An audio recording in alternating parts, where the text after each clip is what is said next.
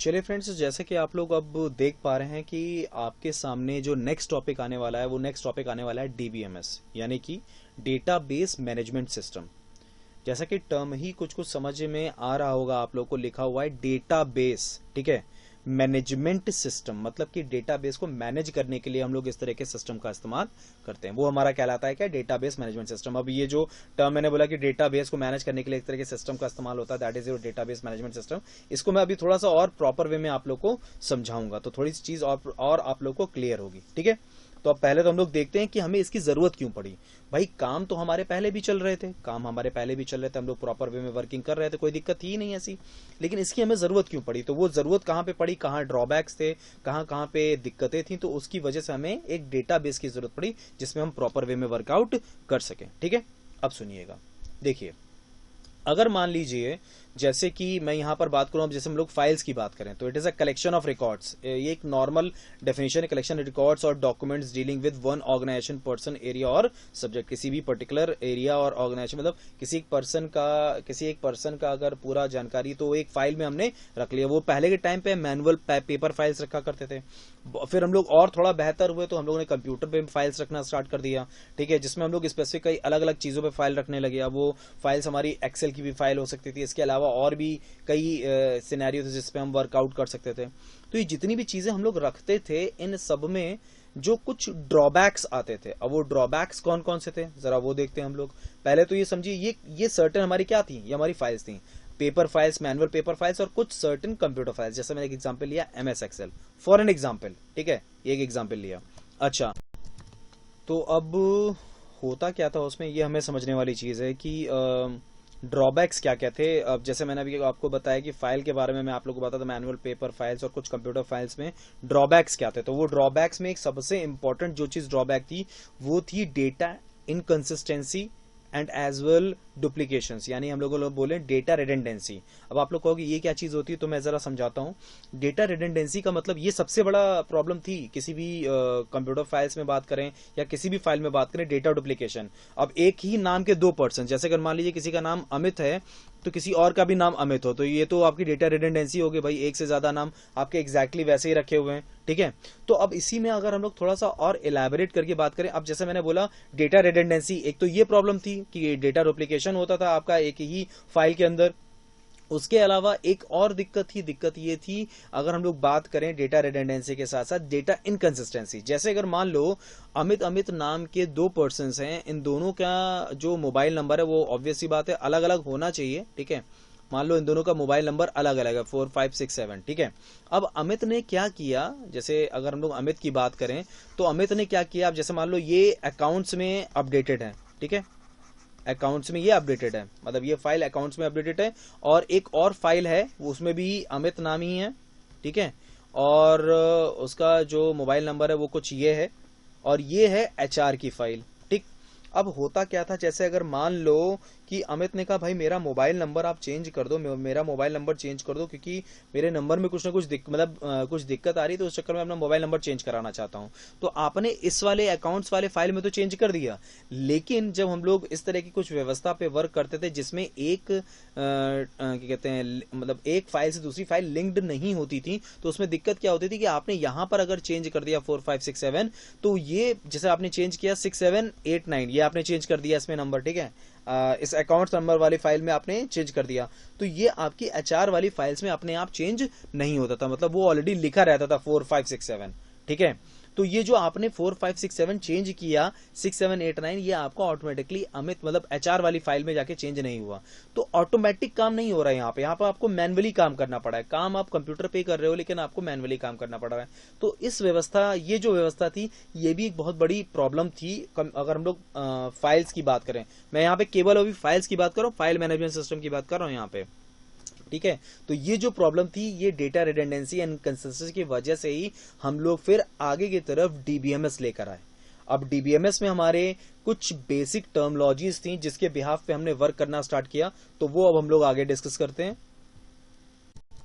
तो friends, DBMS के बारे में, मतलब उसकी टर्मिनोलॉजी के बारे में जानने से पहले आप लोग पहले ये जान लो डीबीएमएस होता क्या है, व्हाट इज डीबीएमएस, ठीक है। तो इसके कुछ सर्टेन पॉइंट्स हैं, जैसे हम लोग देख सकते हैं collection of inter related datas, ठीक है, दैट इज योर पर्टिकुलर। सबसे पहले contain information about a particular enterprise, enterprise से रिलेटेड अगर डीबीएमएस हम बना रहे हैं तो क्या क्या चीजें होंगी उसके अंदर, मतलब किसी पर्टिकुलर एंटरप्राइज से रिलेटेड अगर हम डीबीएमएस बना रहे हैं, डेटाबेस मैनेजमेंट सिस्टम कर रहे हैं, डेटाबेस बना रहे हैं अगर हम लोग, तो collection of inter related data, उससे रिलेटेड डेटाज होंगे। Set of programs to access the data, मतलब कुछ प्रोग्राम्स होंगे जिसके थ्रू हम लोग एक्सेस कर सकते हैं डेटा, ठीक है। An environment that is both convenient and efficient to use, मतलब आसानी से आप उसका इस्तेमाल कर सकते हो किसी भी जगह पे, यानी कि इसमें जो भी डेटा होगा, जैसे जो हमारे नॉर्मल फाइल्स होती थी, उन फाइल्स में हम लोग एक फाइल से दूसरी फाइल को आपस में रिलेट नहीं कर पाते थे, आपस में कनेक्ट करके वर्कआउट नहीं करा पाते थे, ये दिक्कत इस डीबीएमएस में नहीं थी। अगर बाई चांस मान लीजिए किसी ए फाइल में आपने कोई चेंज किया है और सेम एट्रीब्यूट, अब ये एट्रीब्यूट क्या चीज होती है मैं खैर अभी क्लियर करूंगा, सेम एट्रीब्यूट पे आपने कोई चेंज किया या आपने सेम रिकॉर्ड में किसी भी तरह का कोई भी चेंज किया, सॉरी एट्रीब्यूट टर्म नहीं बोलूंगा इस जगह पे फील्ड टर्म बोलूंगा, किसी भी तरह का फील्ड पे आपने कोई चेंज किया या आपने रिकॉर्ड में किसी भी तरह का कोई भी चेंज किया, तो वो बी जो आपकी टेबल होती थी उसमें ऑटोमेटिकली चेंज हो जाएगा। यानी ए टेबल में जो आपने फील्ड इस्तेमाल किया हुआ है, फील्ड इस्तेमाल करते हुए जो आपने रिकॉर्ड्स लिखे हैं, उन्हीं रिकॉर्ड्स में आप इसको, मतलब यानी कि जो ए फाइल में लिखा हुआ है रिकॉर्ड,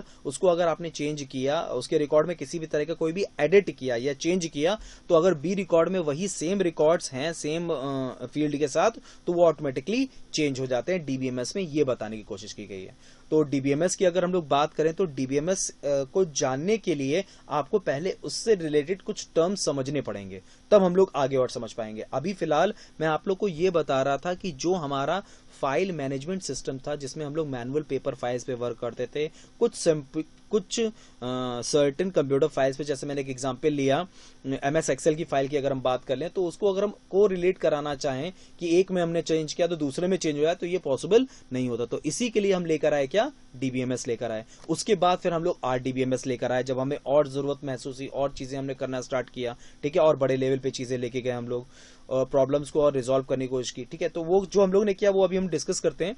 तो ये डीबीएमएस में अगर लिखा है, इसमें contain information about a particular enterprise, अगर डीबीएमएस अगर बनाना है तो फिर उससे रिलेटेड कुछ टर्म्स है यहाँ पे, collection of inter related data, set of programs to access the data, an environment that is both convenient and efficient to use. वही मैंने आपको बताया कैसे ये डीबीएमएस में वर्कआउट करता था। अभी मैंने डीबीएमएस की एग्जैक्टली इंट्रोडक्शन पार्ट रखा है, ठीक है, जो हमारी प्रॉब्लम थी उसको रिजॉल्व करते हुए फाइल मैनेजमेंट सिस्टम से, ठीक है।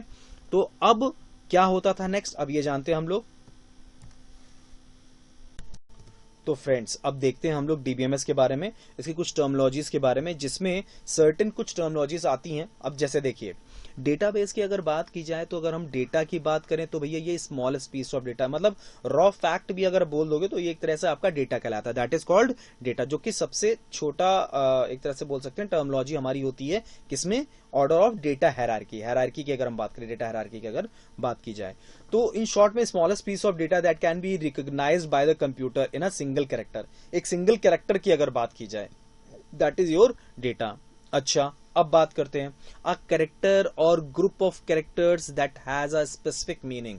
स्पेसिफिक मीनिंग का मतलब यहां पर यह है, जैसे आपने नेम लिखा, ठीक है, अब आपने नेम लिखा तो ये एक स्पेसिफिक मीनिंग रखता है, ठीक है, ग्रुप ऑफ कैरेक्टर्स है तो ये क्या करता है कि स्पेसिफिक मीनिंग लेता है। सिंगल कैरेक्टर मतलब क्या, आपने जैसे नेम में एन लिखा खाली, that is your single character, ठीक, तो सो दैट इज योर डेटा। और अगर हम बोले ग्रुप ऑफ कैरेक्टर्स की अगर बात करें तो हमारा ये क्या हो गया, नेम हो गया, ठीक। अब सुनिएगा, ये हमारे लिए जो हमारा नेम हुआ ये हमारे लिए क्या हो गया, दैट इज योर फील्ड, ठीक। अब इसके अंदर हमें क्या करना है, logically connected set of one और more fields that describes a person, place और थिंग, ठीक है। पर्सन, तो पर्सन कौन है, अब वो पर्सन है कौन, उसका स्पेसिफिक मुझे यहाँ पे नाम लिखना पड़ेगा। जैसे मैंने यहाँ पे लिख दिया अमित, अमित मैंने नाम दे दिया, तो ये हमारा क्या कहलाया, रिकॉर्ड कहलाया, ठीक है। अब इसको मैं सर्टेन एक एरिया में रख दूंगा, एक पर्टिकुलर कलेक्शन बना दूंगा, उसी रिकॉर्ड्स के मैं और भी कलेक्शन बनाता चलूंगा, अमित बोलूंगा, अनुराग बोलूंगा, और भी लोग मैं यहाँ पे ऐड करता चला जाऊंगा, जिसमें अजित रख लूंगा मैं। तो अब ये जो सर्टेन चीज होगी हमारी, ये हमारी क्या होगी, कलेक्शन ऑफ रिकॉर्ड्स, और ये पूरी चीज हमारी क्या कहलाएगी, file, that is called file, यानी फाइल 1 आपने बना लिया यहाँ पे। दैट इज योर फाइल, ये आपकी फाइल हो गई। तो भाई डेटा क्या हुआ, smallest piece of data that can be recognised by the computer is a single character, मतलब सिंगल कैरेक्टर की अगर बात करें जैसे नेम में एन हो गया। फील्ड की अगर बात की जाए, कैरेक्टर और a group of character that has a specific meaning. जैसे मैंने आपको बताया नेम का एक स्पेसिफिक मीनिंग है, हर एक का नाम अलग अलग हो सकता है, लेकिन हम नाम की बात कर रहे हैं यहाँ पे, तो स्पेसिफिक मीनिंग हो गया, ठीक है।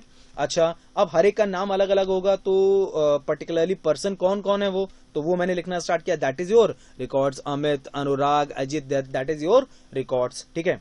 अच्छा, अब ये जो ascending order of data hierarchy है, ये आपकी क्या क्या हुई, सबसे पहले क्या आया बिट, बिट के बाद क्या आया आपका, अब जैसे बिट क्या है, बिट आपका सबसे छोटा मतलब स्टोरेज कह सकते हैं जिसमें हम लोग एक कैरेक्टर स्टोर करते हैं, सॉरी हाँ हम लोग सर्टेन अगर हम लोग बात करें तो हम लोग सर्टेन अगर हम लोग बात करें तो बिट की अगर बात की जाए तो बिट जो होता है हमारा, एक बिट बराबर जो होता है वो हमारा होता है 0 और 1, 0 और 1, हम लोग ये 0 और 1 की बात यहां पर करते हैं, ठीक है। इसके बाद 0 और 1 मतलब 0 या फिर 1, ये मैं ऑलरेडी पढ़ा चुका हूं पहले ही, ठीक है।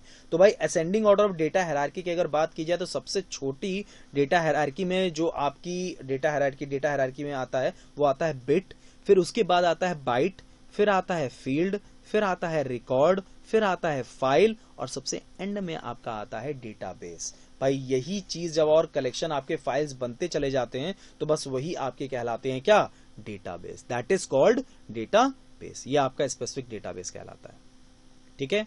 तो भाई ascending order of data hierarchy की हम लोग बात करें, सबसे छोटी डेटा हायरार्की में क्या आता है बिट, उसके बाद बाइट, फिर फील्ड, फिर रिकॉर्ड, फिर फाइल, फिर डेटाबेस आपके सामने आ गया, दैट इज योर डेटाबेस, ठीक है। बेसिक टर्मोलॉजीज की अगर हम लोग बात करें तो data, field, record and file आपका टर्म इस्तेमाल किया जाता है, ठीक है फ्रेंड्स। चलिए फ्रेंड्स, अब नेक्स्ट आगे कंटिन्यू करते हैं। ये तो मैंने एक बेसिक टर्मोलॉजी आप लोग के सामने रखी,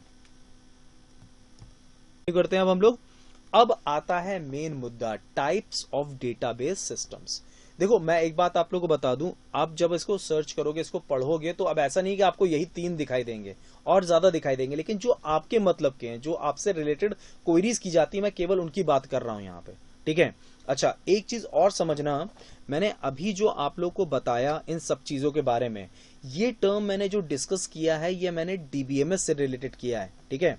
अभी इसी तरह से हमारे पास एक टर्म और आएगा जिसको हम लोग बोलते हैं आरडीबीएमएस, यानी कि रिलेशनल डेटाबेस मैनेजमेंट सिस्टम, तो वो भी अभी हम लोग डिस्कशन करेंगे, तो वो कैसे होता है, क्या होता है, उसके बारे में भी अभी डिस्कशन किया जाएगा। तो भाई यहां पर पहले टाइप्स ऑफ डेटाबेस सिस्टम्स की हम लोग बात कर लेते हैं, ठीक है, जिसमें हम लोग बात करते हैं पीसी डेटाबेसेस की। तो जो हमारा डीबीएमएस है ना, डीबीएमएस मतलब जो कि हम लोग पर्टिकुलरली नेटवर्क में नहीं इस्तेमाल करते हैं, नेटवर्क में हम इसका इस्तेमाल नहीं करते हैं, वो हमारे डीबीएमएस होते हैं। मतलब एक नॉर्मल डीबीएमएस की अगर बात की जाए तो वो नेटवर्क में हम लोग नहीं इस्तेमाल करते, that is your PC database. अब इसका मतलब क्या है, इसका मतलब मैं समझाता हूँ। जैसे आप लोग अगर बात करो एमएस एक्सेस की अगर बात कर लो, ठीक है, एमएस एक्सेस में क्या होता है, एमएस एक्सेस में आप लोग क्वेरीज लिखते हो, जैसे मैंने भी आपको बताया था कि एमएस एक्सेस में हम लोग इस्तेमाल करते हैं किसका, जेट एसक्यूएल का। अब एसक्यूएल क्या चीज होती है ये मैं अभी बताऊंगा, अभी फिलहाल इतना समझ लो, ये एक तरह का लैंग्वेज है, एक तरह का लैंग्वेज है जिसका इस्तेमाल किया जाता है डेटाबेस पे वर्क करने के लिए, ठीक है, एक तरह की क्वेरी लैंग्वेज आपकी, स्ट्रक्चर्ड क्वेरी लैंग्वेज इसका फुल फॉर्म होता है। और एमएस एक्सेस में जो हम लोग इस्तेमाल करते हैं that is your jet SQL. ये मैंने क्यों बताया है, क्योंकि इससे रिलेटेड कभी कभी once in a moon while, वही मैंने बोला कि कभी कभी क्वेश्चन पुटअप हो जाते हैं, ठीक है। So this type of database used for single PC, ये सिंगल पीसी के लिए इस्तेमाल किया जाने वाला आपका डेटाबेस होता है, that is your MS Access, ठीक है। अब होता क्या है इसमें सारा काम इसी के अंदर होगा।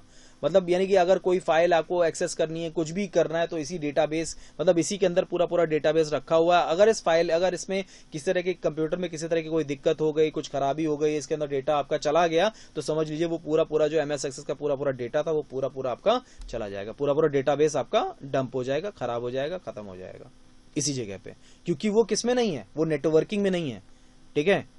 काम वो पूरा डीबीएमएस वाला कर रहा है कि अगर आपने इस ए पे चेंज किया तो बी पे भी चेंज होगा, वो पूरा काम कर रहा है, ठीक है। लेकिन क्योंकि ये केवल इसी पे आपका है, वर्कआउट कर रहा है, दैट्स वाई ये इसी पे आपका वर्क कर रहा है। तो अगर इसमें कोई दिक्कत आ जाएगी, मतलब इस सिस्टम में कोई दिक्कत आ जाएगी, तो आपका वो डेटाबेस खत्म हो जाएगा। सिंगल पीसी पे जो हम लोग वर्क करते हैं database, that is called PC database, जिसका शॉर्टहैंड मैंने एक एग्जांपल बताया एमएस एक्सेस। नॉर्मली लोग इसको प्रोजेक्ट बनाने के लिए, प्रोजेक्ट इन द सेंस जो बच्चे अपने प्रोजेक्ट सबमिट करते हैं उनको बनाने के लिए, या फिर सर्टेन कुछ और चीजों पे भी वर्क करने के लिए हम इसका इस्तेमाल करते हैं, जिसमें हमें पर्टिकुलरली बहुत बड़े लेवल पे वर्क नहीं करना होता है, छोटे लेवल पे वर्क करना होता है, तो उस जगह के लिए हम लोग पीसी डेटाबेसेस का इस्तेमाल करते हैं। मैं एक चीज और बता दूं आप लोग को, मैं यहाँ पे बोला था कि प्रोजेक्ट्स बनाने के लिए, तो प्रोजेक्ट्स जो बच्चे आप अपने जो आप लोग के असाइनमेंट्स होते हैं उनमें जो सबमिट करते हैं उनकी बात कर रहा हूं मैं यहाँ पे, ठीक है। तो उसमें हम लोग पीसी डेटाबेसेस का इस्तेमाल करते हैं। हालांकि अब आज के टाइम पे तो ये भी हो चुका है कि ये भी चीजें काफी बड़ी हो चुकी हैं, ये सब सारे काम अब नेटवर्किंग पे ही करते हैं बच्चे। मतलब अगर डेटाबेसेस की अगर बात की जाए तो वो भी नेटवर्क में ही वर्कआउट करते हैं, वो भी नेटवर्क में ही वर्कआउट करते हैं, यानी वो भी किस पे वर्कआउट करते हैं, आरडीबीएमएस पे ही वर्कआउट करते हैं। तो ये है आपका पीसी डेटाबेस। इसके बाद आप लोग का आता है सेंट्रलाइज डेटाबेस। जैसे मैंने अभी आपको एक बात बताई, जैसे उसमें क्या था आपका एग्जांपल था एमएस एक्सेस, ठीक है। इसी तरह से इसमें एग्जांपल आपका क्या है, ओरेकल, यानी एक तरह से हम लोग बोले तो ओरेकल हमारा क्या है, आरडीबीएमएस पे वर्क करने वाला, RDBMS relational database management system. और इसमें अब होता क्या है, ये हमारा नेटवर्क पे वर्क करता है। मतलब कहने का ये है कि अब कहीं नेटवर्क में हमारा कोई एक सर्वर बना होगा, वहां पे हमारा पूरा डेटाबेस रखा हुआ है, ठीक है। वहां पे पूरा डेटाबेस सर्वर है हमारा, बना दिया गया अलग से पूरा सर्वर। अब हमें एक्सेस करना है, जितने भी सिस्टम्स को एक्सेस करना है वो जैसा डेटाबेस सर्वर से एक्सेस करेगा सेंट्रलाइज तौर पे। मतलब अगर इस डेटाबेस, इस सर्वर में या इस डेटाबेस में किसी भी तरह का कोई इश्यू होगा तो इन सिस्टम्स में आप उसको एक्सेस नहीं कर सकते हो। बाकी अगर किसी भी सिस्टम में, अगर जैसे इससे पहले वाले में क्या था पीसी डेटाबेस में, कि अगर किसी मतलब उस सिस्टम में पर्टिकुलर कोई दिक्कत होगी तो दिक्कत होगी, अदरवाइज उसमें दिक्कत नहीं होती। तो अगर हम सेंट्रलाइज डेटाबेस की बात करें तो इसमें जो ये डेटाबेस होता है ये सेंट्रलाइज बेसिस पे, मतलब यहाँ सेंट्रलाइज है, सेंटर है। अगर इन कंप्यूटर्स में किसी भी तरह की कोई इशू होगी तो कोई इशू नहीं पड़ेगा इस सेंट्रलाइज डेटाबेस पे, इस सेंट्रलाइज डेटाबेस पे किसी भी तरह का कोई भी इशू नहीं पड़ेगा। That is called what, centralise database. और इसका एग्जाम्पल जैसे मैंने भी आपको बताया ओरेकल हो सकता है, जैसे ओरेकल 8i 9i 10g, ठीक है। तो ये कई हैं एग्जाम्पल्स, इसमें एक एग्जाम्पल नहीं है, ठीक है। सेंट्रलाइज डेटाबेस, एक जगह डेटाबेस रहेगा। हालांकि इसमें रोल सर्वर का भी होता है, काफी कुछ है इसमें कई अलग अलग रोल हैं। मैंने बोला ना सर्वर का रोल होता है, डेटाबेस सर्वर एक बना दिया जाता है, उससे वो सबके सब लोग एक्सेस कर सकते हैं। इस सर्वर में कोई दिक्कत होगी, इस डेटाबेस सर्वर में तभी दिक्कत है, अदरवाइज कोई भी पर्सन इस्तेमाल कर सकता है। किसी एक पर्टिकुलर सिस्टम से मतलब नहीं है इसका, फिर सर्वर से मतलब है, ठीक है। दैट इज सेंट्रलाइज डेटाबेस, एक जगह सेंटर पे सारी चीजें हैं। चलिए नेक्स्ट आगे बढ़ते हैं। अब डिस्ट्रीब्यूटेड डेटाबेस, इसमें क्या होता है, इसमें एक हायरार्किकल टाइप का बना देते हैं, मतलब अलग अलग ज्योग्राफिकल स्ट्रक्चर पे डिवाइड कर देते हैं।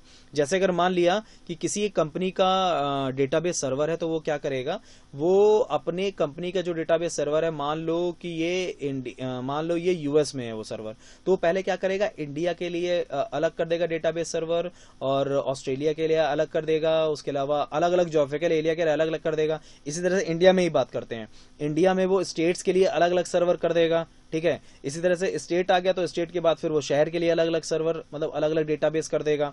और उसके बाद फिर जब पर्टिकुलर लोकेशन वाइज कर देगा फिर उसको। इन शॉर्ट में कहने का मतलब है कि वो किसी एक सेंट्रलाइज जगह डेटाबेस ना रख के वो डिस्ट्रीब्यूट कर देगा ज्योग्राफिकल एरिया के हिसाब से, जिसमें वो इंडिया उसने दे दिया, इंडिया में आपके स्टेट्स दे दिए, स्टेट से आपका शहर दे दिया, स्टेट से आप लोग का शहर दे दिया, और शहर से फिर आप लोग का पर्टिकुलर वो एरिया, वो लोकेशन दे दिया, ठीक है।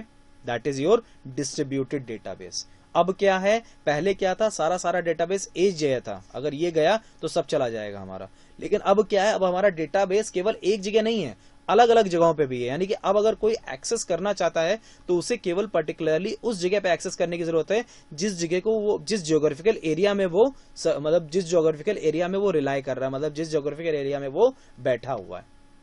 जैसे अगर मान लो यहाँ पर अगर हम बात करें तो यहाँ पर वो उसको एक्सेस करना स्टार्ट कर देगा, यहाँ पर एक्सेस कर देगा, या फिर पर्टिकुलरली वो इस टर्म पे एक्सेस कर देगा, या फिर पर्टिकुलरली वो स्टेट वाइज एक्सेस कर लेगा, या फिर पर्टिकुलरली वो इंडिया में, मतलब कंट्री में एक्सेस कर लेगा। तो कंट्री, स्टेट और फिर सिटी और फिर एरिया के हिसाब से उसको डिवाइड करते चले गए हम लोग।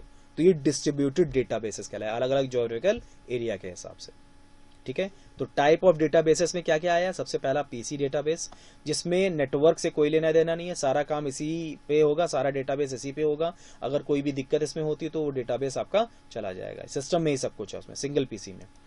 अब सेंट्रलाइज डेटाबेस में क्या हुआ, कई ऐसे सिंगल पीसीज आपके जुड़ेंगे आपस में, और हमने एक अलग से सर्वर बना के रखा हुआ है डेटाबेस का एक अलग से हम लोगों ने एक सर्वर बना के रखा हुआ है, वहां पर सारा डेटाबेस स्टोर्ड है और सारे सिस्टम्स उससे एक्सेस करेंगे डेटाबेस को। ठीक है, इसमें कोई दिक्कत होगी तब फिर दिक्कत आपको कि उस डेटाबेस में कोई दिक्कत होती है। और फिर आपका आता है डिस्ट्रीब्यूटेड डेटाबेस, जिसमें ज्योग्राफिकल एरियाज के हिसाब से उसको डिवाइड कर दिया जाएगा, उसको लोकल सर्वर्स में, जैसे मैंने भी आपको बताया, इंडिया से फिर उसके स्टेट में, स्टेट से फिर उसके शहर में, शहर से फिर उसके एरिया में उसको डिवाइड कर दिया जाएगा, लोकल सर्वर्स के हिसाब से उसको डिवाइड करते जाएंगे। तो वो आपका कहलाएगा क्या, distributed database, that is called distributed database. और फिर इस डिस्ट्रीब्यूटेड डेटाबेस, जैसे मैंने आपको बताया, डिस्ट्रीब्यूटेड डेटाबेस, सेंट्रलाइज्ड डेटाबेस और पीसी डेटाबेस। अब इसी तरह से ये टाइप ऑफ डेटाबेसेस आपके होते हैं। तो अब फ्रेंड्स, अब हम लोग नेक्स्ट आगे कंटिन्यू करते हैं टाइप ऑफ डेटाबेस के बाद। तो चलिए फ्रेंड्स आगे कंटिन्यू करते हैं। तो भाई अब आता है आपका लेवल्स ऑफ डीबीएमएस, जिसमें बेसिकली 3 तरह के लेवल्स आप लोग देख पा रहे हो, जिसमें देख रहा है आप लोगों को physical level, logical level and view level. देखिए फिजिकल लेवल में क्या होता है, फिजिकल लेवल में आपका मतलब डेटा किस तरह से स्टोर होगा, ये आपको फिजिकल लेवल में बताया जाता है, या फिजिकल लेवल में दिखता है ये चीज आपकी। That is your physical level, describes how a record is stored, मतलब आपके रिकॉर्ड्स कैसे स्टोर होंगे। ठीक है, ये फिजिकल लेवल में होता है। लॉजिकल लेवल में क्या होता है, describes data stored in database and the relationship among the data, जैसा नाम बता रहा है लॉजिकल लेवल।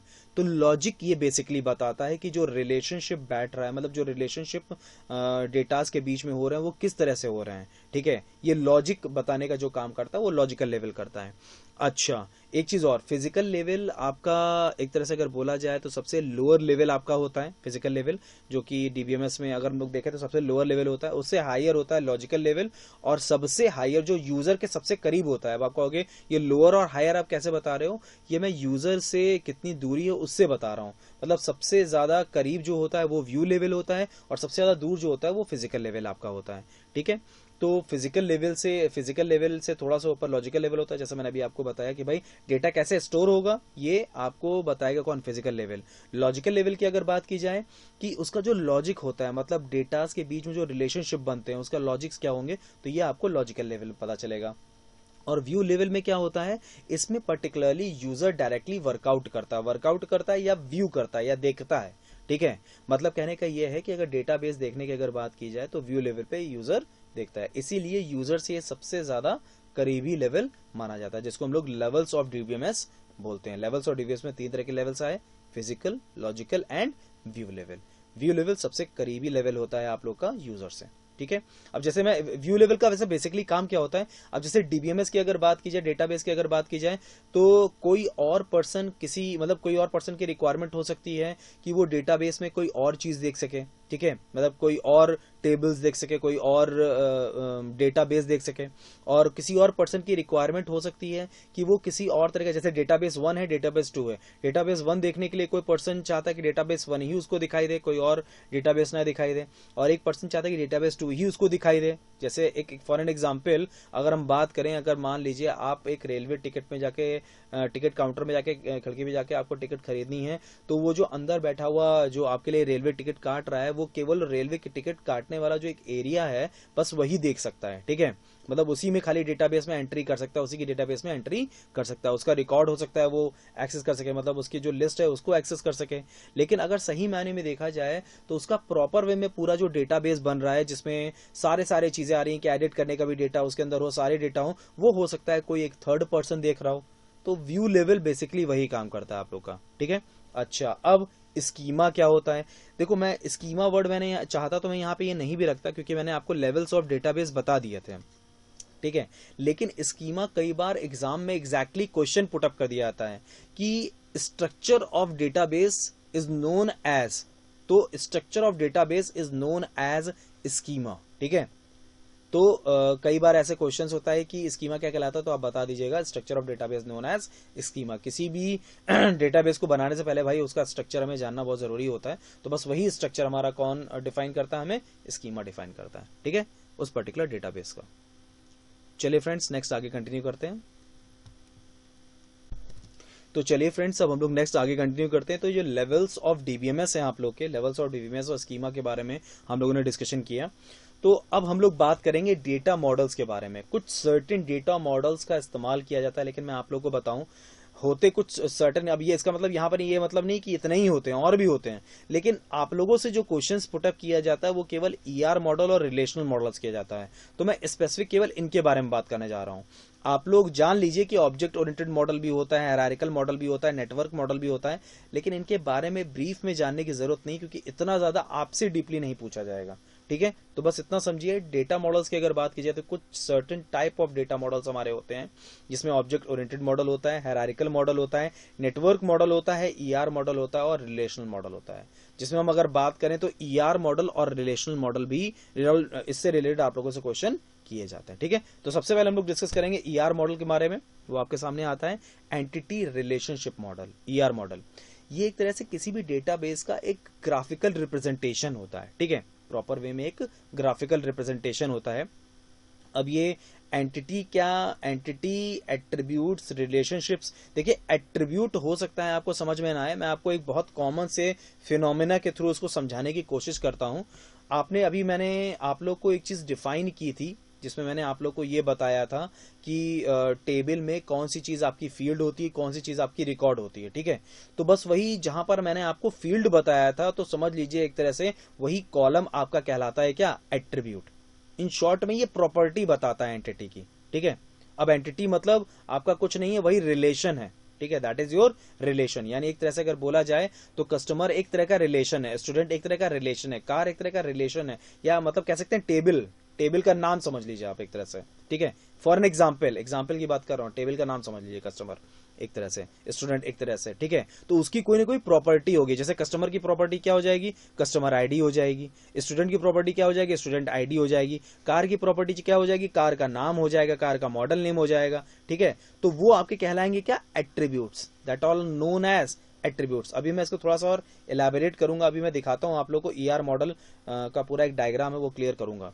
अब इसमें रिलेशनशिप्स भी होते हैं। ठीक है, रिलेशनशिप्स आपके बेसिकली 4 तरह के होते हैं। 1 to 1 होता है, 1 to many होता है, many to 1 होता है, many to many होता है। अब देखो इसमें बहुत ज्यादा हमें डीपली जाने की जरूरत नहीं है, बस ऊपरी तह ले लेते हैं।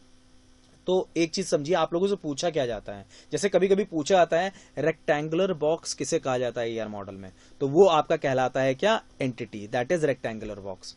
इसी तरह से एट्रीब्यूट्स क्या कहलाते हैं, तो ओवल्स को हम लोग बोलते हैं क्या, एट्रीब्यूट्स। ठीक है, और रिलेशनशिप क्या होता है, वो आपका होता है डायमंड बॉक्स। तो बिल्कुल भी कंफ्यूज मत होइएगा, कभी कभी इस तरह से रिलेटेड क्वेश्चंस आ जाते हैं। अब मैं जरा आप लोगों को दिखाता हूं ईआर मॉडल। देखिए कुछ इस तरह से ईआर मॉडल आपके सामने होता है। ठीक है, अब जैसे मान लो कस्टमर क्या है, यहाँ पे कस्टमर आपकी क्या हो गई, एंटिटी हो गई, यहाँ पे एंटिटी है आपकी कस्टमर। अब देखो उसकी कुछ ना कुछ प्रॉपर्टीज होंगी, कस्टमर की प्रॉपर्टीज है। प्रॉपर्टीज क्या क्या है, customer ID, customer name, customer street, customer city. तो ये सब के सब आपके क्या हो गए, these all are known as attributes. ये सब के सब आपके एट्रीब्यूट्स हैं, these all are known as attributes. ठीक है, अब इन दो एंटिटीज के बीच में, एंटिटी के बीच में हमारा क्या आ गया, रिलेशनशिप बॉक्स आ गया। This is your relationship box, that is your relationship box. तो भाई ये क्या हो गया आपका लोग का, ये आपका एट्रीब्यूट हो गया। This is your attributes, this is your attributes, this is your attributes. ये आपका क्या हो गया, रिलेशनशिप बॉक्स हो गया, that is your relationship box. और ये आपके क्या हो गया, जो रेक्टेंगुलर बॉक्स में, आपके रेक्टेंगुलर बॉक्स में क्या है आपका, दैट इज योर एंटिटी। ठीक है, अब इन सबको जोड़ने के लिए हम लोग रिलेशनशिप का इस्तेमाल करते हैं। ठीक है, रिलेशनशिप का इस्तेमाल किया जाता है। तो रिलेशनशिप कितने तरह के होते हैं, वो बेसिकली 4 तरह के होते हैं। तो क्वेश्चंस कैसे बना, रेक्टेंगुलर बॉक्स ईआर मॉडल में किस लिए इस्तेमाल होता है, एंटिटी। एट्रीब्यूट्स किस लिए इस्तेमाल होते हैं, ओवल्स में। और रिलेशनशिप डायमंड बॉक्स में। अच्छा, एट्रीब्यूट क्या होता है, प्रॉपर्टी ऑफ एंटिटी। ठीक है, प्रॉपर्टी जो एंटिटी की प्रॉपर्टीज होती है, दैट इज योर एट्रीब्यूट्स। और एंटिटी खुद क्या होता है, इसमें मैंने आपको बताया, जैसे रिलेशन की अगर बात की जाए तो that is your, and relation मतलब यानी कि अगर मान लीजिए आप कस्टमर की अगर बात कर रहे हो, तो वो एक तरह का टेबल भी, हम लोग अगर एक साधारण भाषा में बोले तो टेबल भी बोल सकते हैं हम लोग, दैट इज योर टेबल।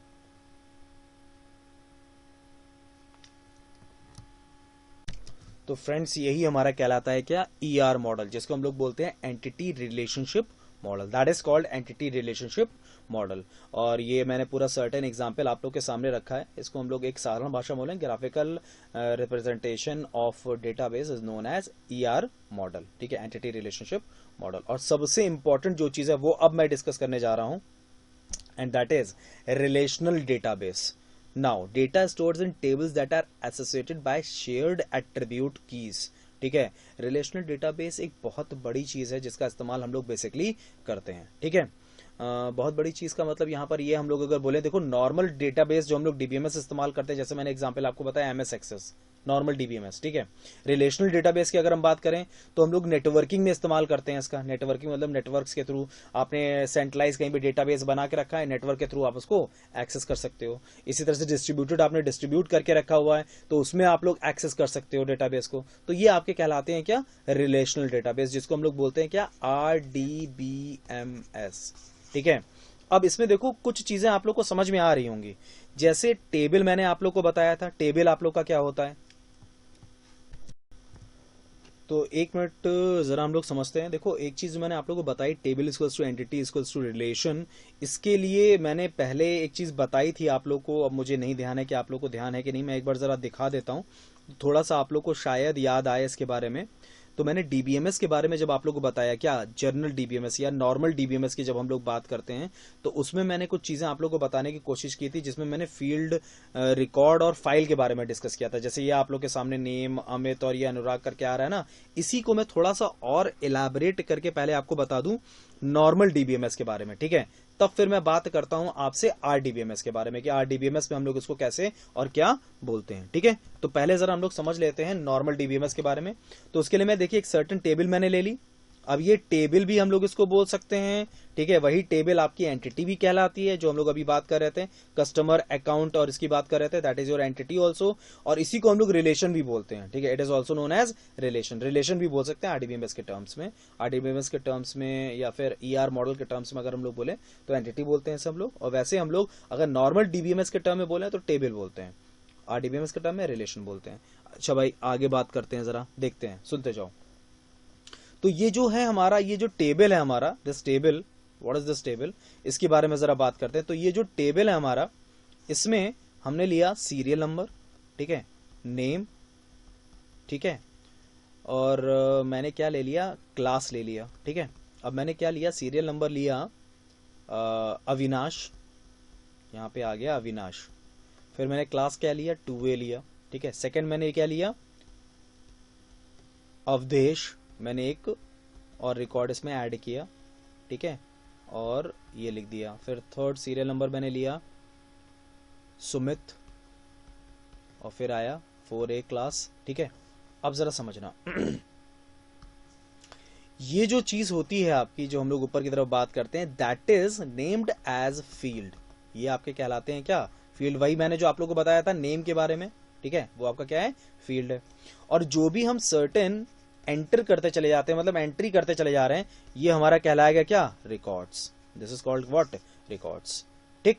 और वही कलेक्शन ऑफ रिकॉर्ड्स हमारा क्या बन जाएगा, वो हमारा फाइल बन जाएगा, that is your file. Collection of records जो हमारा होता चला जाएगा वो हमारा क्या हो जाएगा, फाइल हो जाएगा। तो भाई ये हमारा क्या हुआ, फील्ड हुआ, सीरियल नंबर, नेम और क्लास। इसी तरह से रिकॉर्ड्स की अगर बात की जाए तो ये आपके सर्टेन रिकॉर्ड्स आए, आपके सर्टेन क्या है, रिकॉर्ड्स आए, ये आपके रिकॉर्ड्स आए, ये आपके रिकॉर्ड्स आए, ठीक।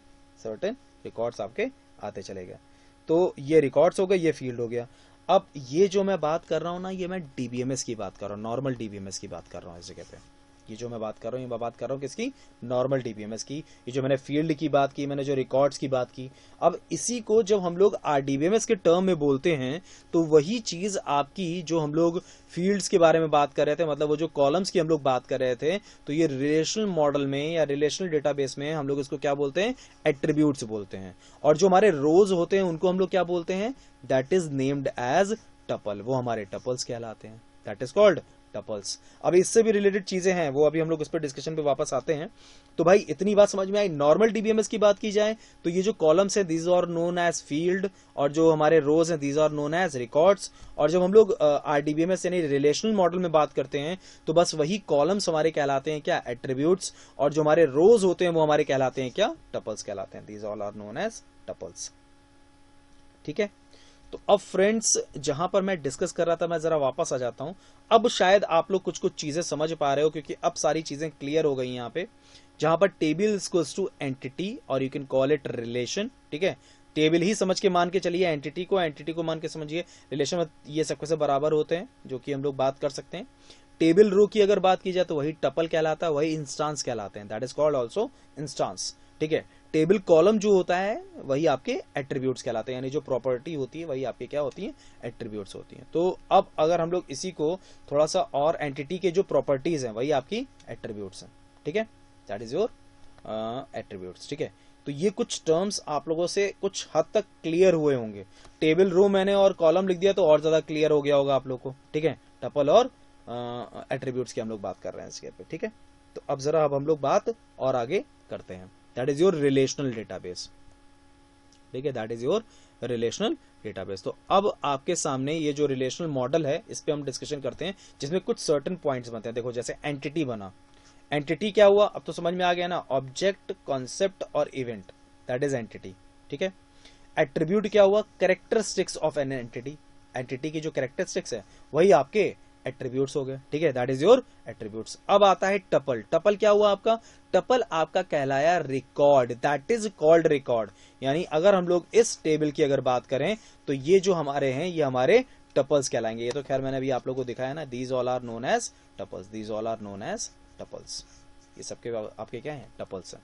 अच्छा, अब ये टपल्स हो गए। डिग्री क्या होती है, टोटल नंबर ऑफ एट्रीब्यूट्स, यानी कॉलम्स की। अभी मैंने आपसे क्या कहा कि हमारे जो एट्रीब्यूट्स होते हैं वो क्या होते हैं, कॉलम की तरह हम लोग बात करें, table column equals to attribute. तो यहां पर अगर हम बोलें तो यहां पर क्या हो गया, डिग्री हमारी क्या हो गई, टोटल नंबर ऑफ एट्रीब्यूट्स, तो मतलब टोटल नंबर ऑफ कॉलम्स की बात हो रही है, तो वो डिग्री हमारी कहलाएगी। देखो एट्रीब्यूट क्या हुआ, कैरेक्टरिस्टिक्स ऑफ एन एंटिटी, और ये होता क्या है, ये कॉलम्स होते हैं आपके। टपल क्या होता है, रिप्रेजेंट्स अ रिकॉर्ड, मतलब टपल जो होते हैं वो रिकॉर्ड्स रिप्रेजेंट करते हैं, ठीक है, वो तो हम लोग जानते ही हैं, रिप्रेजेंट अ रिकॉर्ड, रिकॉर्ड को रिप्रेजेंट्स करते हैं हमारे, ठीक है। इसी तरह से ऑब्जेक्ट, कॉन्सेप्ट और इवेंट, सब अगर हम लोग बात करें तो एंटिटी क्या होती है, ऑब्जेक्ट, कॉन्सेप्ट ऑफ इवेंट। ये होता क्या, ये शायद पूरी चीज स्ट्रक्चर अब क्लियर हो गया होगा सभी को, ठीक है। मैं एक बार फिर से रिपीट कर दे रहा हूं। रिलेशनल, जब लोग नॉर्मल डेटाबेस की बात करते हैं, so this column is known as field and rows is known as records, और जब हम लोग इसी को रिलेशनल मॉडल में बात करेंगे तो वो आपके एट्रीब्यूट्स कहलाते हैं, जो कॉलम्स होते हैं, और जो रोज होते हैं वो क्या होती हैं, टपल्स होती हैं। और इन्हीं टपल्स की कैलकुलेशन के लिए, ठीक है, टपल्स और जो आपके एट्रीब्यूट्स हैं उनके कैलकुलेशन के लिए आपका बनता है डिग्री एंड कार्डिनैलिटी। मतलब कहने का ये है, देखो क्या लिखा हुआ, डिग्री क्या लिखी, total number of attributes, total number of attributes, that is called degree. Total number of cardinality, मतलब total number of tuples is known as cardinality, मतलब जितने नंबर ऑफ टपल्स होंगे वो आपकी क्या होगी, कार्डिनैलिटी कहलाएगी, दैट इज कॉल्ड कार्डिनैलिटी। तो जैसे अगर मान लो मैं यहां पर एक टेबल अगर बना लूं, मैंने यहां पर ये टेबल बनाया, ठीक है, और मैंने यहां पे लिखा सीरियल नंबर, नेम और क्लास। अब आप लोग सोच रहे हो कि बार बार यही बना दे रहे हैं सर, कोई बात नहीं, किसी और दिन ट्राई करेंगे कुछ और। तो ये मैंने बनाया यहाँ पे कुछ Amit ABCD 3A 4A 5A 6A, ठीक है। तो अब इसमें अगर बोला किसी ने कि सर हमें ये बता दीजिए इसकी डिग्री कितनी होगी, तो बट ऑब्वियस सी बात है, इसकी डिग्री कितनी हो जाएगी, 1 2 3, क्योंकि कॉलम्स की बात कर रहे हैं हम लोग, एट्रीब्यूट्स की बात कर रहे हैं। So that is known as what, degree. Degree कितनी हो गई इसकी 3 डिग्रीज हो गई, ठीक है। अब कोई कहता है कि सर इसकी, इसी टेबल की हमें जरा कार्डिनैलिटी बता दीजिए सर, तो इसकी कार्डिनैलिटी कितनी हो जाएगी, 1 2 3 4, 4 इसकी कार्डिनैलिटी हो जाएगी। तो इस टेबल की डिग्री क्या हुई, जो कि हमने एट्रीब्यूट्स को काउंट कर लिया, 3 हो गई, और कार्डिनैलिटी कितनी हो गई, 4 हो गई, यानी रोज की अगर हम बात करेंगे तो वो आपकी कार्डिनैलिटी हो गई।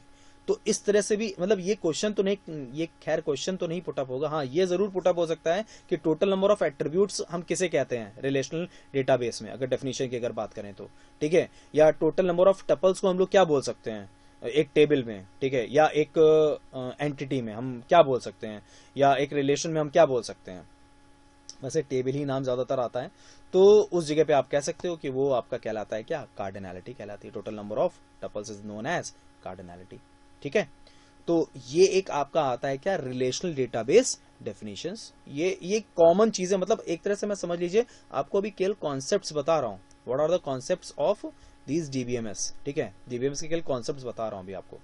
चलिए अब नेक्स्ट हम लोग आगे बढ़ते हैं और बात करना स्टार्ट करते हैं। ये तो मैंने रिलेशनल डेटाबेस के बारे में, रिलेशनल मॉडल के बारे में थोड़ा सा आप लोगों को बताया, जिसमें मैंने कुछ रिलेशनल डेटाबेस से रिलेटेड डेफिनेशन भी आप लोगों के सामने रखी, ठीक है। चलिए फ्रेंड्स नेक्स्ट आगे कंटिन्यू करते हैं। चलिए फ्रेंड्स अब आगे बढ़ते हैं। चलिए तो अब रिलेशनल डेटाबेस हमारा हम लोग डिस्कशन जो कर रहे हैं उसी डिस्कशन को आगे करते हैं। देखिए मैंने फिर से ये बात मैं फिर से रिपीट कर दे रहा हूँ, डीबीएमएस एक बहुत बड़ा टॉपिक है, ठीक है। अब इस पे अगर हम डिस्कशन करेंगे तो बहुत कुछ है इसमें, लेकिन जो आप लोगों से पुटअप किया जाता है मैं वही रखने की कोशिश कर रहा हूँ इस वीडियो सेशन में। और अब जो चीज़ आने वाली है वो बहुत ही ज़्यादा इंपॉर्टेंट है, क्योंकि आपसे इससे रिलेटेड क्वेश्चंस कई बार होते हैं, जैसे कीज से रिलेटेड। अब कीज क्या मतलब कितने तरह की होती है ये आपके लिए इंपॉर्टेंट नहीं है, क्योंकि इससे रिलेटेड क्वेश्चन नहीं है, लेकिन दो कीज हैं जिससे रिलेटेड आपसे बार बार क्वेश्चन किया जाता है। अब वो दो कीज हैं कौन सी, वो दो कीज में पहली की है आपकी प्राइमरी की और दूसरी की है आपकी फॉरेन की। तो भाई इन दोनों का कॉन्सेप्ट क्या होता है ये मैं आपके सामने रखता हूं, तो देखते हैं, फिर हम लोग आगे बढ़ते हैं और देखते हैं। तो चलिए फ्रेंड्स देखते हैं। तो भाई पहली प्राइमरी की और दूसरी आपकी क्या है, फॉरेन की है। तो इन दोनों के बारे में बात करने के लिए अब मुझे क्या करना पड़ेगा, सबसे पहले मैं जरा प्राइमरी की में आपको समझाने के लिए, देखो एक सिंपल सा इसका होता क्या है, मैं अगर आपको एक शब्द में अगर एक लाइन में बताना चाहूं तो यूनिक आइडेंटिफिकेशन ऑफ रिकॉर्ड के लिए हम लोग इस्तेमाल करते हैं प्राइमरी की का, ठीक है। अगर हम लोग इसमें जो लिखा हुआ है, serves as a row level addressing mechanism in the relational database model used to identify a record uniquely in a database. Record को यूनिकली आइडेंटिफाई करने के लिए हम प्राइमरी की का इस्तेमाल करते हैं। अब ये क्या होता है, कैसे होता है, किस तरह से वर्क करते हैं, ये हम लोग अब समझते हैं। तो जरा एक मैं टेबल आपके सामने बनाता हूं, थोड़ी सी चीज आपको क्लियर होगी उससे। मैंने ये टेबल आपके सामने बनाया, ठीक है, दिस इज योर टेबल। अब यहां पर मैंने सर्टेन कुछ एट्रीब्यूट्स, मतलब कुछ कॉलम्स में मैंने आप लोग के एट्रीब्यूट्स रखे, जैसे सीरियल नंबर रखा, उसके अलावा नेम रखा, उसके अलावा क्लास रखा। अगर मान लो मैंने यहाँ पे लिख दिया नेम अमित, ठीक है, और फिर मैंने लिख दिया अमित, और फिर मैंने लिख दिया अमित, ठीक है, और क्लास मैंने यहाँ पे क्या दे दी, 2A दे दी, 3A दे दी और 5A दे दी। एग्जैक्टली यही रिकॉर्ड्स हैं, समझिएगा, एग्जैक्टली यही आपके क्या है, टपल्स हैं या रिकॉर्ड्स हैं, ठीक है। मान लीजिए कि यही टपल्स या रिकॉर्ड्स हैं आप लोग के, ठीक है।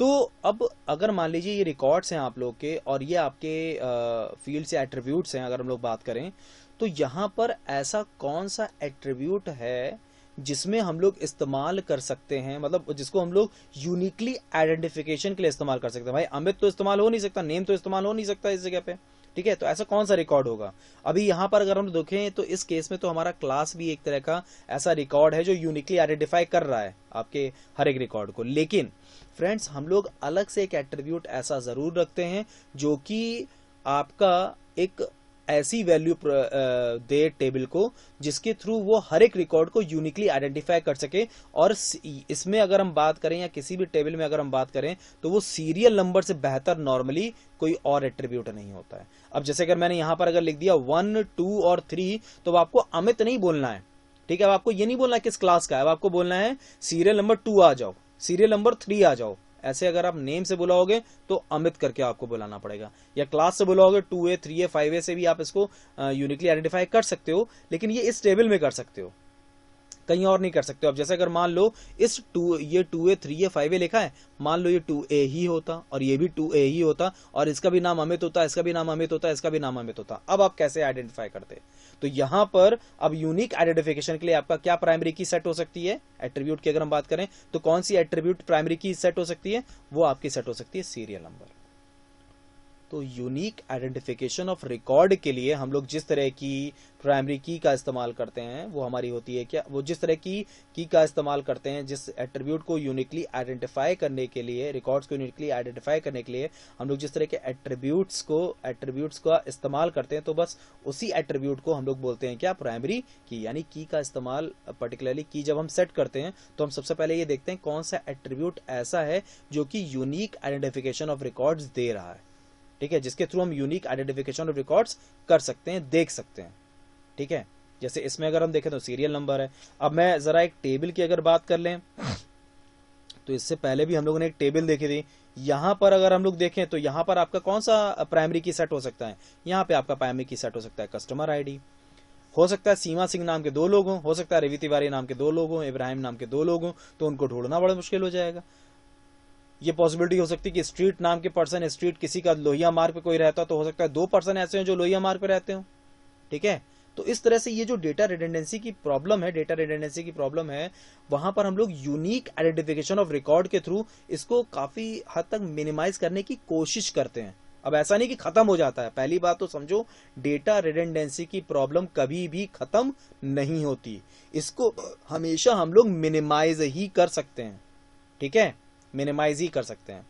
और जो आपका प्राइमरी की हुआ, अब जैसे यहां पर अगर हम बोले तो प्राइमरी की कौन सेट करेंगे इस टेबल में, आप प्राइमरी की आपकी कस्टमर आईडी नाम की एट्रीब्यूट सेट हो जाएगी प्राइमरी की, दैट इज योर प्राइमरी की, ये आपकी प्राइमरी की होगी। ठीक है फ्रेंड्स, अब जरा वापस वहीं पहुंचे हम लोग जहां पे हम लोग डिस्कशन कर रहे थे, यानी कि प्राइमरी की हमारा होता क्या, व्हाट इज प्राइमरी की। तो यूनिक आइडेंटिफिकेशन ऑफ रिकॉर्ड के लिए हम लोग जिस एट्रीब्यूट को सेट करते हैं, बस वही हमारी प्राइमरी की कहलाती है, यूनिक आइडेंटिफिकेशन ऑफ रिकॉर्ड के लिए, दैट इज योर प्राइमरी की। अच्छा, अब आपका एक और चीज इस प्राइमरी की में, एक और चीज आ रही है आपकी फॉरेन की।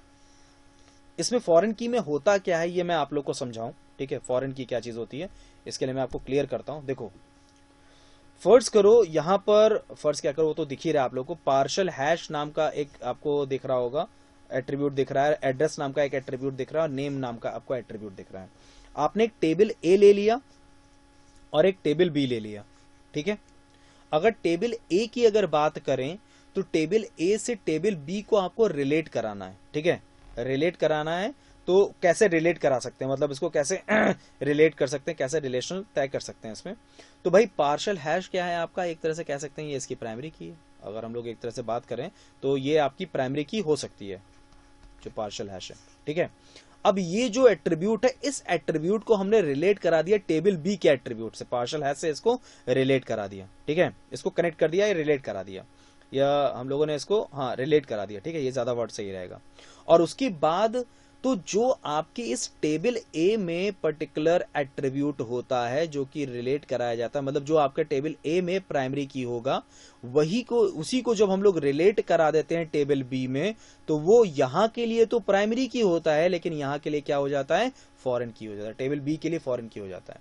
अब ऐसा जरूरी नहीं है कि आप प्राइमरी की को ही हमेशा सेट करो। ठीक है, ऐसा जरूरी नहीं है, लेकिन आपको कोई ना कोई यूनिक आइडेंटिफिकेशन तो रखना पड़ेगा। सो दैट्स वाई हम लोग प्राइमरी की ही नॉर्मली सेट करते हैं इस जगह पे। ठीक है, यूनिक आइडेंटिफिकेशन अगर आपको रखना है तो इसके लिए आपको प्राइमरी की ही सेट करना पड़ता है फॉरेन की के रूप में। तो एक टेबल से दूसरी टेबल को रिलेट कराने के लिए हम लोगों ने पहली टेबल का जो प्राइमरी की होती है, यानी टेबल ए की जो प्राइमरी की है आपकी, जो कि पार्शल हैश है, उसी को हमने रिलेट करा दिया आपकी दूसरी टेबल बी से, पार्शल हैश से। ठीक है, तो यहां के लिए तो ये प्राइमरी की कहलाएगी टेबल ए के लिए, लेकिन टेबल बी के लिए क्या हो जाएगी, फॉरेन की हो जाएगी। अब इस फॉरेन की से हेल्प क्या मिलती है, जरा ये देखना। इस फॉरेन की से हेल्प ये मिलती है, इसके आगे आप जितने भी एट्रीब्यूट आप लिखोगे, तो अब देखिए नेम क्या है, जॉन स्मिथ है। ठीक है, एड्रेस क्या है, 18 लॉरेंस DR समथिंग है, पार्शल हैश इसका ये है। अब इसकी एसेस्ड वैल्यू जो हो जाएगी वो ये हो जाएगी, किसकी, सॉरी अगर हम, चलो ये तो खैर हमने, एक मिनट सॉरी, यहां पर दिक्कत क्या हो गई, मैंने गलत एग्जांपल ले लिया। जैसे टी ब्राउन है, ठीक है, एड्रेस क्या है 14 समर्स TR है, और इसका पार्शल हैश क्या है 887419। अब आपने इसको यहां से रिलेट करा, यहां के लिए प्राइमरी की पार्शल हैश, इसी तरह से टेबल बी के लिए क्या हो गई, फॉरेन की हो गई। तो जब टेबल बी के लिए फॉरेन की हुई तो ये 887419 टी ब्राउन को ही तो डिनोट कर रही है इस जगह पे। तो यहां पर 887419 टी ब्राउन को डिनोट करिए, तो यहां पर टी ब्राउन की जो एसेस्ड वैल्यू वो क्या हो जाएगी, ये वैल्यू हो जाएगी आपकी 1,52,000। तो इन शॉर्ट में जो टेबल ए से हम लोग टेबल बी को रिलेट करा रहे हैं, यहाँ पे तो जो ये पार्शल हैश है ये प्राइमरी की हो गई। ठीक है, इसी को जब हमने रिलेट करा दिया टेबल बी के इस पार्शल हैश नाम के एट्रीब्यूट से, तो ये यहाँ तो प्राइमरी की थी, यहाँ पर क्या हो गई आपकी फॉरेन की हो गई। कहाँ पर, टेबल बी में आपकी फॉरेन की हो गई, यही आपकी फॉरेन की हो गई। तो ये हमने रिलेट कराया। तो भाई इस तरह से आपका समझ में शायद आपको आया, मतलब आप लोगों को बिल्कुल समझ में आया होगा प्राइमरी की यूनिक आइडेंटिफिकेशन ऑफ रिकॉर्ड, ठीक है। और एक तरह से अगर हम लोग बोलें तो फॉरेन की क्या होता है, जो आपके पहले टेबल में आपका जो प्राइमरी की होती है वही दूसरे टेबल में आपकी एक तरह से क्या कहलाती है, फॉरेन की कहलाती है रिलेट कराने पे, ठीक है, क्योंकि यूनिक आइडेंटिफिकेशन उसमें भी रखना है आपको, ठीक है। चले फ्रेंड्स, तो रिलेशन के लिए बेसिकली तो यूनिक आइडेंटिफिकेशन रिकॉर्ड क्या हुआ, प्राइमरी की, और एक टेबल में जो आपका प्राइमरी की होती है वही अगर हम लोग दूसरे टेबल में रिलेट कराते हैं, दूसरे टेबल में उसी प्राइमरी की को जब रिलेट कराते हैं तो वो हमारे लिए उस पर्टिकुलर टेबल बी में क्या कहलाएगी, फॉरेन की कहलाएगी। टेबल ए के लिए प्राइमरी की, टेबल बी के लिए फॉरेन की। मैं कई बार इसको बोल रहा हूं ताकि आप लोग समझ सको उसको। ये आपका है किस चीज का, आरडीबीएमएस का, रिलेशनल डेटाबेस मैनेजमेंट सिस्टम का। चलिए फ्रेंड्स, अब हम लोग नेक्स्ट आगे कंटिन्यू करते हैं और आगे बात करना स्टार्ट करते हैं। अब जो हमारी बात है वो अब हम लोग कंटिन्यू करेंगे और बात करेंगे। तो फ्रेंड्स अब जो आता है आप लोग का, अब अगर हम लोग बात करें तो मैंने आपसे बोला था ना कि हम लोग इसमें एक तरह से अगर देखा जाए तो हम लोग क्वेरी लैंग्वेज का इस्तेमाल करते हैं। तो वो क्वेरी लैंग्वेज कौन सी होती है, that is your non procedural language, जिसे हम लोग बोलते हैं एसक्यूएल, ठीक है, स्ट्रक्चर्ड क्वेरी लैंग्वेज। अब देखो मैं आप लोग के सामने ये सब कुछ मैंने लिख दिया है, लेकिन इतना सब पूछना बड़ा मुश्किल है कि कभी पूछा जाए। ये ज्यादातर आईटी के जो आईटी ऑफिसर्स के पेपर होते हैं उसमें पूछा जाता है।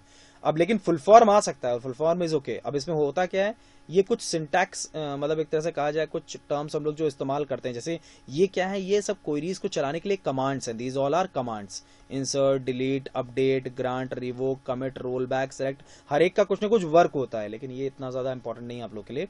फुल फॉर्म समझ लीजिए, जैसे DDL data definition language, DML data manipulation language, DCL data control language, TCL transaction control language, DQL data query language. अब सबके लिए अलग अलग कमांड्स है, जैसे डीडीएमएल के लिए क्रिएट हो गया, ऑल्टर हो गया, ड्रॉप हो गया, ट्रंकेट हो गया। इसी तरह डीएमएल के लिए इंसर्ट हो गया, डिलीट हो गया, अपडेट हो गया। इसी तरह डीसीएल के लिए ग्रांट हो गया, रिवोक हो गया। इसी तरह से टीसीएल के लिए कमिट हो गया, रोल बैक। फिर इसी तरह से डीक्यूएल के लिए सेलेक्ट हो गया आप लोग का। तो सर्टेन कुछ इस तरह से हम लोग इस्तेमाल करते हैं। ये बेसिकली अगर एक तरह से बोला जाए, एक तरह से सिंटैक्स हम लोग कह सकते हैं। सिंटैक्स तो पूरा सिंटैक्स नहीं है, एक तरह से कमांड्स हैं आपके। डीडीएल में कौन सा कमांड होगा, क्रिएट। डीक्यूएल में कौन सा कमांड होगा, सेलेक्ट। टीसीएल में कौन सा कमांड होगा, कमिट या रोल बैक। ये कई बार इससे रिलेटेड क्वेश्चंस किए जाते हैं। दैट्स व्हाई मैंने इसको पूरा पूरा डिफाइन यहां पर कर दिया आप सभी लोगों के लिए। That is your structured query language, ठीक है। हालांकि ये बहुत ज्यादा, मतलब अगर देखा जाए तो फुल फॉर्म के अलावा अभी तक तो मैंने क्वेश्चंस नहीं देखे हैं कि आप लोगों से बैंक्स में इस तरह से रिलेटेड क्वेश्चंस आ जाएं कि डायरेक्ट नंबर डीडीएल में कमांड कौन सा यूज होता है, ऐसा क्वेश्चन तो नहीं देखा। लेकिन हाँ, आईटी ऑफिसर्स में जरूर पूछा जाता है इस तरह के क्वेश्चंस, ठीक है। चलिए आगे बढ़ते हैं। चलिए फ्रेंड्स, तो हम लोग अब इसमें आगे कंटिन्यू करते हैं और बात करना स्टार्ट करते हैं, और उसी में अब हम लोग डिस्कशन करेंगे एसक्यूएल की। अगर बात की जाए तो एसक्यूएल आपका क्या होता है, स्ट्रक्चर्ड क्वेरी लैंग्वेज, ठीक है। ये तो हम लोग क्या डिस्कशन कर ही चुके हैं, तो ये मैंने आपको कुछ चीजें स्पेसिफिक करके बताई। तो अब जैसा आप लोग जानते भी हो कि अब हम लोग क्या डिस्कशन करेंगे, गैस तो लगी गए होंगे भाई कि अब हम लोग बात करेंगे एमसीक्यू के बारे में। तो भाई एमसीक्यू पे आ जाते हैं। जैसा मैंने आप लोगों से पहले भी बोला था कि एक हम लोग हर सेशन में एमसीक्यू जरूर रखते हैं, so it is very important. तो एमसीक्यू आप लोग का है ये, और 5 क्वेश्चंस का वैसे नॉर्मली सेक्शन रहता है। तो चलिए फ्रेंड्स, नेक्स्ट आगे कंटिन्यू करते हैं। सबसे पहले क्वेश्चन पे अब हम लोग बात करते हैं, what is the full form of DDL. DDL का पूर्ण रूप क्या होता है। जैसे एसक्यूएल में अभी जस्ट मैंने डिस्कशन किया, तो मुझे नहीं लगता इस क्वेश्चन का आंसर देने में कोई भी दिक्कत होनी चाहिए। ये तो बड़ी आराम से आप लोग आंसर दे ले जाओगे। तो भाई डीडीएल का फुल फॉर्म क्या होता है, as we all know, double data definition language. ये हमारा पहला ही ऑप्शन बिल्कुल सही जवाब है। डेटा डबल लैंग्वेज नहीं है, डेटा डस्ट लैंग्वेज नहीं है, डेटा ड्रैग लैंग्वेज नहीं है, नन ऑफ दीज है ही नहीं। तो यहाँ पे आंसर हो जाएगा क्या आपका, डेटा डेफिनेशन लैंग्वेज। सो डीडीएल का फुल फॉर्म क्या होता है, डीडीएल का पूर्ण रूप क्या होता है, that is data definition language. चलिए फ्रेंड्स, नेक्स्ट आगे कंटिन्यू करते हैं। ये तो हो गया डीडीएल का full form, data definition language. अब नेक्स्ट आता है आपका structure of database is known as. Database की संरचना को डैश के रूप में जाना जाता है। डेटाबेस की संरचना को डैश के रूप में जाना जाता है। Structure of database is known as. मैं सही बताऊं तो एग्जैक्ट आंसर तो इसका स्कीमा है, ठीक है, ये मैंने पहले भी लिखा हुआ है, आप लोगों ने देखा होगा, पढ़ा होगा। तो database, structure of database is known as schema. जो इस इन ऑप्शंस में सबसे सटीक बैठ रहा है, दैट इज योर स्कीमा, ठीक है। तो भाई स्ट्रक्चर ऑफ डेटाबेस हमारा क्या होता है, बेसिकली स्कीमा होता है। लेवल्स जैसे हम लोग डिस्कशन कर रहे थे, तो लेवल ऑफ जो डीबीएमएस होते हैं वो बेसिक 3 तरह के होते हैं, फिजिकल होता है, ठीक है, लॉजिकल होता है और व्यू लेवल होता है। तो ये था लेवल, वो तो लेवल्स है। जब हम लोग स्कीमा की बात करते हैं तो स्ट्रक्चर, जब भी डेटाबेस को कोई स्ट्रक्चर बनाया जाता है तो स्कीमा के थ्रू ही बनाया जाता है, ठीक है। चलिए फ्रेंड्स, नेक्स्ट आगे बढ़ते हैं। Okay, fill in the blanks key is use to identify record uniquely in a database. एक डेटाबेस में विशिष्ट रूप से रिकॉर्ड की पहचान करने के लिए डैश कुंजी का प्रयोग किया जाता है।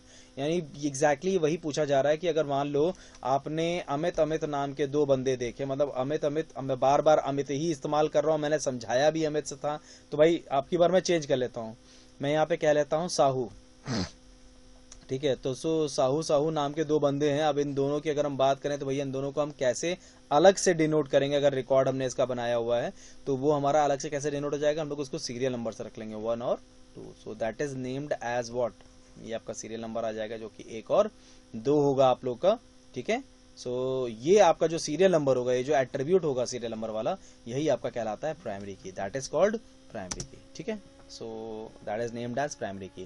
तो primary key is used to identify a record uniquely in a database। एक डेटाबेस में विशेष रूप से रिकॉर्ड की पहचान करने के लिए प्राइमरी कुंजी का उपयोग किया जाता है, प्राइमरी की का उपयोग किया जाता है। चलिए भाई, क्वेश्चन 3 हो गया हम लोग का, यानी कि यूनिकली आइडेंटिफिकेशन ऑफ रिकॉर्ड। ये मैं ऑलरेडी डिस्कस कर चुका हूँ, इसी क्लास में मैंने डिस्कशन किया आप लोगों से, कीज में डिस्कस किया था, ठीक है, जो हमारी डेटाबेस की कीज होती है। चलो भाई, प्राइमरी की और फॉरेन की, दो कीज हम लोग ने डिस्कस की हैं। चलो भाई नेक्स्ट आगे बढ़ते हैं। In ER model entity represents by what, ठीक है। In ER model entity represents by rectangular box, ठीक है। मैंने आपको बताया था ना, एंटिटी आपकी रेक्टेंगुलर बॉक्स में होती है, जो आपका एट्रीब्यूट होता है ओवल्स में होता है, जो आपका रिलेशनशिप होता है वो किस में आता है, डायमंड बॉक्स में आता है, ठीक है। तो यहाँ पर अगर हम बात करेंगे, in ER model entity represents by rectangular box, ठीक है। एग्जैक्टली, बिल्कुल एकदम पॉइंट टू पॉइंट आंसर है जो मैंने आप लोगों को बताया। ये आपका क्या हो गया, एंटिटी, एट्रीब्यूट और रिलेशनशिप, ठीक है। मतलब सब किसके लिए इस्तेमाल होते हैं ये मैंने बताया आपको ईआर मॉडल में। चलिए भाई नेक्स्ट आगे बढ़ते हैं। अच्छा, ईआर का फुल फॉर्म क्या होता है, एंटिटी रिलेशनशिप मॉडल, ठीक है, that is called entity relationship model. ये भी बहुत आसान सा है, वही हमारे टर्म्स इस्तेमाल हो रहे हैं इसमें, रिलेशनशिप मॉडल में ही जो इस्तेमाल करते हैं। रिलेशनशिप डेटाबेस से रिलेटेड कुछ डेफिनेशंस हैं उसी में। Total number of attribute is known as, attribute की कुल संख्या डैश के रूप में जानी जाती है, दैट इज कॉल्ड डिग्री, ठीक है। आप लोग को याद होगा, मैंने बताया था ना कि जब भी हम लोग एट्रीब्यूट को काउंट करते हैं किसी टेबल में तो वही हमारी कहलाती है क्या, डिग्री, वो डिग्री होती है। और रोज क्या होते हैं, वो हमारी कार्डिनैलिटी हो जाती है, नंबर ऑफ रोज जो होते हैं वो कार्डिनैलिटी होती है। तो फ्रेंड्स यहाँ पे आंसर क्या हो जाएगा, degree is the correct answer. तो फ्रेंड्स अगर देखें तो हम लोगों ने डीबीएमएस केवल उतना डिस्कस किया जितना आप लोगों से पूछा जाता है। पूरा डीबीएमएस ना डिस्कस करने की जरूरत है, ना हमें डिस्कस करना है, ठीक है। तो आज के लिए बच्चा लोग, अगर आप लोग देखें तो डीबीएमएस का चैप्टर हम लोग यहीं पे क्लोज करते हैं। और मोस्ट प्रॉब्ली अगर देखा जाए तो अब कंप्लीटेड ही है हम लोग का, ठीक है। कुछ और चीजें हैं जो हम लोग डिस्कस करेंगे, और मैंने जैसे वादा किया हुआ है कि हम लोग एमसीक्यू के बारे में डिस्कशन करेंगे, तो नो डाउट एमसीक्यू तो खैर हम लोग डिस्कस करेंगे, ठीक है। चलो तो फिर आज के लिए बस इतना ही। उम्मीद करता हूं कि आज जो कुछ भी मैंने आपको बताया वो सब कुछ आपको समझ में आया होगा। बाकी कोई दिक्कत हो तो आप लोग के पास टेलीग्राम ग्रुप तो ही, आप लोग डिस्कशन कर सकते हैं मेरे से, कोई इशू नहीं है उसका, ठीक है। चलो friends, thank you and have a nice day. जय हिंद।